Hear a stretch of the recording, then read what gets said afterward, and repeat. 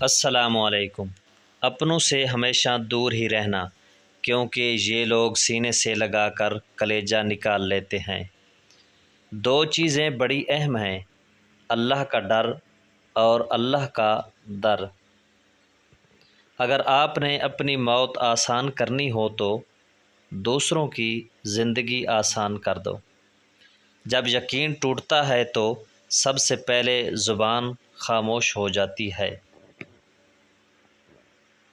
شک ایک ایسی بیماری ہے جو انسان کا سکون ختم کر دیتی ہے۔ بال سفید کرنے میں زندگی نکل جاتی ہے، کالے تو آدھے گھنٹے میں ہی ہو جاتے ہیں۔ لوگ اچھا پڑھنے اور اچھا لکھنے والے کو قابل انسان سمجھتے ہیں، جبکہ حقیقت میں قابل وہ ہے جو اچھا سوچے اور اچھا بولے۔ جب زندگی میں دعائیں کم ہو جائیں تو دوائیں بڑھ جاتی ہیں۔ اکثر لوگ نکاح سے پہلے شکل اور نکاح کے بعد سیرت تلاش کرتے ہیں۔ ہمارا ہر دن ایک سبق لے کر آتا ہے اور ہر شام ایک تجربہ دے کر ڈھلتی ہے۔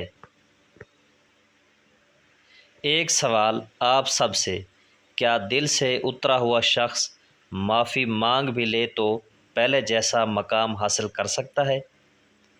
4 چیزیں آپ کو پریشان یا بیمار کر دیتی ہیں۔